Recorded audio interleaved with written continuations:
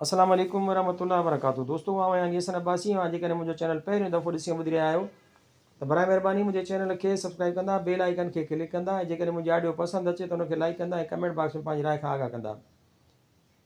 किताब जो नालो आहे अमरता पब्लिकेशन जो माहवार अमरता, शाह लतीफ़ ख़ासि नंबर। हिन किताब जो माविन आहे महमूद मुगिल ऐं नसीर मिर्ज़ा, एडिटर फ़कीर मोहम्मद ढोल। महाग लिखियो आहे नसीर मिर्ज़ा। महाग आहे घणो आहिनि घटि तोखां सभु गुल फुल। सिंधी ॿोलीअ में रिसाला ॿिया बि के घटि कोन पिया निकिरनि। मिसाल तौरु टिमाही महिराण, माहवार सोजरो, माहवार परख, सारंगा। पर बाबा हू जीअं न चइबो आहे त तख़लीक़ूं ऐं ॿार पंहिंजा ई वणंदा आहिनि, सो बेशक त उहे सभु बि सिंधी अदब जा आफ़ताब ऐं माताब रिसाला आहिनि। पर अमरता बि अमरता आहे, ख़ासि करे त फ़कीर मोहम्मद पारां सहेड़ियल हिन ख़ासि 100 शुमारे जी त ॻाल्हि ई कहिड़ी कजे। दिलि चाहे थी मखदूम तालिबुल साईं जो ही शहर हूंद झुमिरियूं हणी उन लाइ झूंगारियां।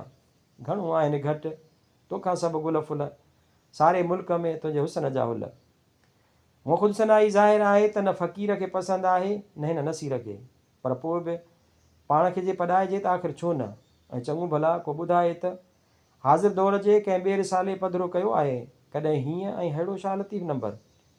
ऐं इन ॾिस में आगाह रहो त फ़कीर मोहम्मद जीअं ई हिन ज़ख़ीम ऐं आलीशान शुमारे जी मुबारक डमी दीदार लाइ मुंहिंजे हथनि में आणे रखी, तॾहिं यकदमी अखियुनि अॻियां फिरी वियुमि साईं जीएम सैद जे सालगिरह जो मंज़रु, जंहिंमें रईस करीम बख़्श ख़ान निज़ामाणी साईं जे सालगिरह जो ॻरो केक महफ़िल में परियां खां ईंदो ॾिसी टप ॾेई उथी खड़ो थींदो हो, या विझंदो हो डफलीअ में हथ ऐं नचणु शुरू करे ॾींदो हो, अलाह अलाह सुभान अलाह। त बसि जीअं ई फ़क़ीर पारां शाह लतीफ़ नंबर जी डमी मूंखे मिली, दिलि चाहियो मथे ते उनखे रखी ऐं रस करीम बख़्श निज़ामाणीअ जे पोयरनि खां उहा साॻी डफली उधारी वठी हिन ई वक़्तु भिटाई साहिब जे आसण ते वञी पहुचां ऐं झुमिरियूं पाए झूंगारींदे आला पिया त वाह वाह मुंहिंजा ढोलण, है मुंहिंजा ढोलण फ़क़ीर जानी। अच्छा, असल में अमरता जे हिन 100 शुमारे खे ॾिसी हैरानी त मूंखे हीअ बि घणी थी त ख़ाली हथे फ़क़ीरी एॾा परचा आख़िर कढी कीअं सघियो आहे, ऐं उहे बि चुप चुपात ऐं माठ मीठ में। ज़ाहिर आहे फ़क़ीर मोहम्मद खां मुंहिंजो इहो सुवालु करणु अजायो हो, जो हुन बाबति एतिरो त ॼाणा थो त हू एॾो निहठो निमाणो ऐं माठीणो आहे जो मुंहिंजे कंहिं बि सुवाल ते हू चुप ई रहण खे तरजीह ॾींदो आहे। ऐं ॼातमि पिए त वधि में वधि उन सुवाल जी जवाब तौरु हू कुझु बि पुछंदो त बसि एतिरो, बसि भाउ मालिक जी मदद थींदी रही ऐं कमु हलंदो रहियो। ऐं अॼु घणा ई एडिटर मूंखे सुझनि था जेके पंहिंजे हर शुमारे जे एडिटोरियल में आऊं कंदे ढापंदा ई कोन आहिनि। ऐं हेॾां ही फ़क़ीर आहे जंहिं वटि रतीअ जेतिरी बि आऊं कान्हे। हा, अमरता जे हर शुमारे जो टाइटल ऐं अक्सर मवाद ज़रूरु असां सभिनी खे इहो यादि पियो ॾियारींदो आहे त मता विसारियो आउं बि कुझु आहियां।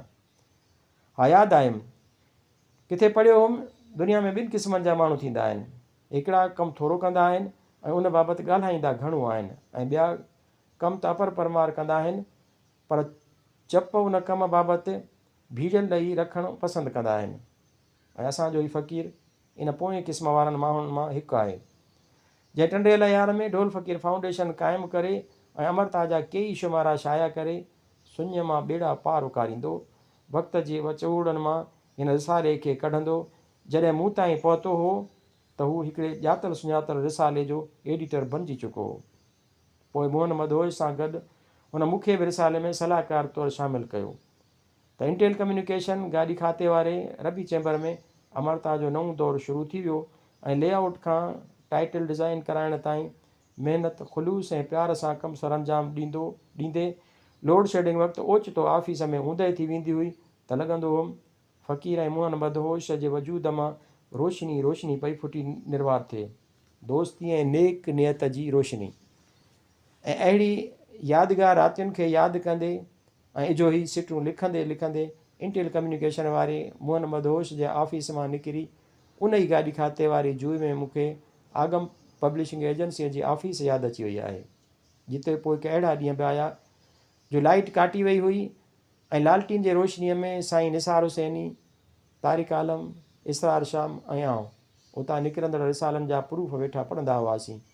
ऐं तॾहिं अधु रोशन ऐं अधु ऊंदाही कमरे में हिक ॿिए खे जहिड़ो कर दास्तान ऐं अमीर हमज़ा जा के पुरस्रार किरदार पिया लॻंदा हुआसीं। मुआफ़ीअ जो तलबगार आहियां। ही तव्हां अमरता फ़क़ीर ऐं मोहन मदहोश जो तज़किरो कंदे कंदे आगम जे आफ़ीस जो ज़िक्र छेड़े वेही रहियुसि। उन करे मोटी अमरता जे हिन शाह लतीफ़ नंबर ते थो अचां ऐं चवां पियो, ऐं फ़क़ीर वो मुंहिंजा ढोल। हसबे दस्तूर माठ मीठ ऐं चुप चुपात में अमरता जे 99 शुमारनि मथां ही तो ओचितो ई ओचितो जेको शाह लतीफ़ नंबर सजाए रखियो आहे त लॻे पियो तो जहिड़ो कर अमरता जे उन्हनि सभिनी शुमारनि जे मथां ॼण गुलाब जो कोई गुल आणे रखियो आहे ऐं भायां थो त उहो कॾहिं बि कोन कुमाइबो ऐं सिंधी अदब जी तारीख़ में सदाईं सुरहाण ॾींदो रहंदो इनशा अल्लाह। चङो यारो, जुदायूं न आहिनि, मौला भली कंदो सदाईं गॾु। नसीर मिर्ज़ा, हैदराबाद सिंध। लतीफ़ साईं जे शान में नसीर मिर्ज़ा जी हिकु नज़म बेवां जी ख़िदमत में पेश कयां थो। या भिटाई, या भिटाई, या भिटाई, आ कहाणी लुड़ कहाणी सिंध साणी कोन पाणी। या भिटाई, या भिटाई, समुंड कातिल चंड कातिल आ समूरो खंड कातिल। या भिटाई, या भिटाई, सुञ आहे रुञ आहे पाप चोॾस पुञ आहे।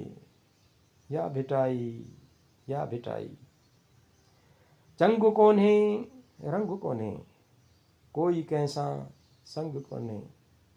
या भिटाई, या भिटाई, आ मुर्शिद शाह मुर्शिद कष्ट सारा लाह मुर्शिद।